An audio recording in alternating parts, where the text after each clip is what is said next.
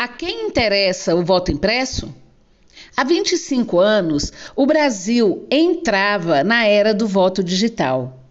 Em 1996, primeira experiência brasileira com o novo modelo, mais de 32 milhões de brasileiros de 57 cidades com mais de 200 mil eleitores, incluindo 26 capitais, com exceção do Distrito Federal, que não elege prefeito, votaram em 77.969 urnas eletrônicas.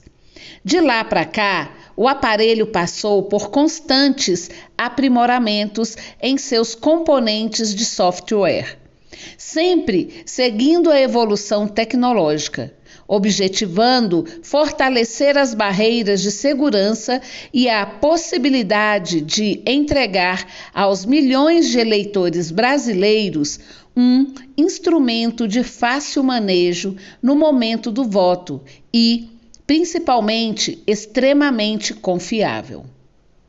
Mas o que para milhões de brasileiros é, de fato, um caminho sem volta, principalmente pelo avanço no sistema de voto e pela confiabilidade que uma urna eletrônica tem, para o presidente Jair Bolsonaro, o voto eletrônico é suscetível à fraude. Seria, no mínimo, curioso um político que se beneficiou deste sistema fraudulento por 30 anos falar agora que um aparelho referendado por diversos órgãos de controle e de segurança não traz confiabilidade. A quem interessa esta falácia? Com os últimos resultados das pesquisas eleitorais, o que comprovou o aumento da reprovação de seu governo por parte da opinião pública e diante de todo o retrocesso praticado ao longo destes 3 anos de desgoverno, Jair Bolsonaro vê a possibilidade cada vez mais eminente de ser expulso do Palácio do Planalto pelo voto popular. O temor de Bolsonaro aumenta ainda mais depois das últimas pesquisas, que apontam a vitória do ex-presidente Lula em todos os cenários. Diante da derrota cada vez mais próxima, o voto impresso é a tentativa do atual governo de contestar a eleição antecipadamente. Fazendo declarações fantasiosas e sem qualquer tipo de respaldo com a realidade, Bolsonaro tenta criar o caos e estimular a desconfiança sobre o sistema eleitoral pelo qual ele tem sido eleito há 3 décadas. Para o professor e cientista político Carlos Mello, mesmo tendo perdido essa batalha política, Bolsonaro usa a estratégia de deslegitimar a eleição de 2022 para o caso de ser derrotado nas urnas e se apropria do argumento de que faltaria transparência no sistema eleitoral brasileiro, o mesmo que o conduziu ao mandato em 2018. O presidente está jogando. Ele está preparado para ter o voto impresso e para não ter o voto impresso. Ele constituiu uma narrativa e seus eleitores acreditam nisso. A questão é: qual é o resultado que sairá das urnas? Ele vai contestar porque faz parte da estratégia dele. A mesma artimanha foi utilizada pelo ex-presidente norte-americano Donald Trump, após constatar sua derrota para Joe Biden.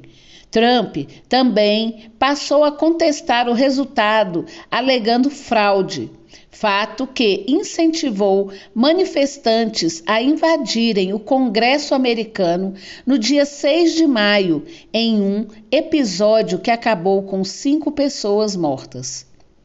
Possibilidade de fraude eleitoral. O presidente do Tribunal Superior Eleitoral, ministro Luiz Roberto Barroso, afirmou que, caso a proposta de emenda constitucional número 135/2019 seja aprovada pelo Congresso Nacional, a adoção do voto impresso representa o retorno das fraudes no processo eleitoral. Segundo o ministro, 25 anos após a implementação do voto eletrônico no país, jamais se registrou um caso de fraude eleitoral que fosse documentado e comprovado. O discurso de que, se eu perder, houve fraude, é um discurso de quem não aceita a democracia, disse Barroso, complementando que, em 2014, o candidato derrotado pediu auditoria e o próprio partido reconheceu que não houve fraude. Nunca se documentou fraude. No dia que se documentar, a Justiça Eleitoral vai apurar imediatamente. Ninguém tem paixão por urnas, mas sim por eleições livres e limpas.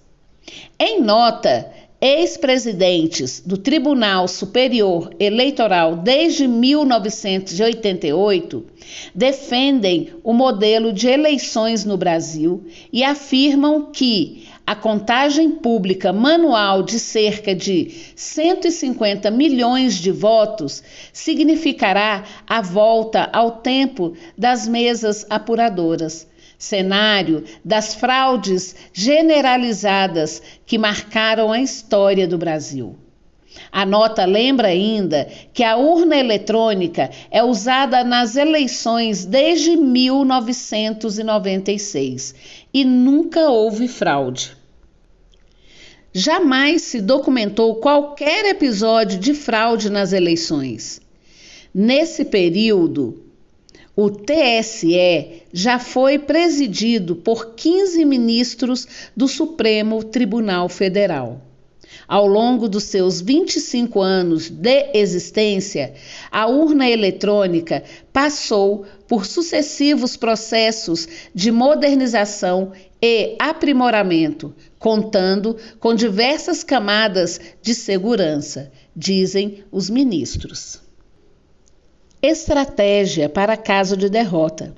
Acima da questão de segurança do sistema eletrônico, estão, na verdade, além de uma ação para desviar a atenção dos brasileiros de outros fatos políticos, a estratégia de levantar dúvidas para o caso iminente, segundo as pesquisas eleitorais, de Jair Bolsonaro ser derrotado nas urnas. No caso, especificamente pelo ex-presidente Lula, principal inimigo político do capitão.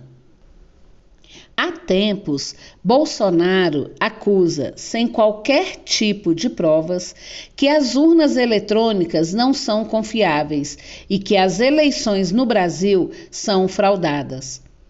Apesar de todas as acusações de fraude, Bolsonaro não apresentou qualquer tipo de provas de que o sistema pode ser burlado.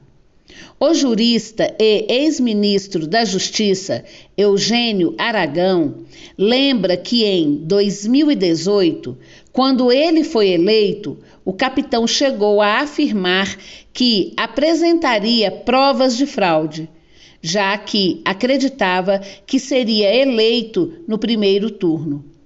Não apresentou e, posteriormente, disse que não era obrigado a provar. Isso caracteriza uma intenção de desviar a discussão política, diz Aragão. Bolsonaro tem sido centro de várias denúncias, não somente sobre corrupção e irregularidades na compra de vacinas, como no escândalo das rachadinhas no Rio de Janeiro, que envolve seu filho, hoje senador, Flávio Bolsonaro, que, à época, era deputado estadual. Áudios revelados recentemente mostram envolvimento direto do presidente no caso. Para tentar aprovar o voto impresso no Congresso Nacional, Bolsonaro recrutou uma de suas fiéis escudeiras, a deputada Bia Kicis, para empurrar goela abaixo da sociedade brasileira a proposta de emenda à Constituição, PEC número 135, ainda em setembro de 2019, que inclui o sistema impresso no processo eleitoral. Parada desde então, a PEC voltou a ser debatida na Câmara.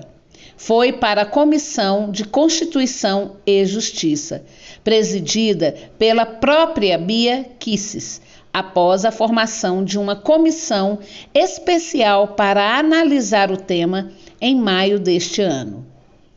Diante de tudo isto, todo esse discurso de fraude, de insegurança com o sistema eleitoral, interessa única e exclusivamente a Jair Bolsonaro, que, na tentativa de implantar a dúvida na população brasileira, terá terreno fértil para plantar e semear a dúvida de uma derrota cada vez mais visível.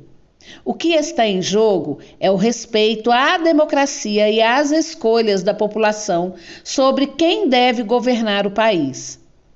Para saber um pouco mais sobre o tema, assista à entrevista com o servidor da Justiça Eleitoral do TRE do Rio Grande do Sul, Edson Borowski, sobre a importância das urnas eletrônicas para o processo eleitoral e para a democracia do Brasil. Quem entrevista é a secretária de comunicação da CUT-DF, Ana Paula Cusinato.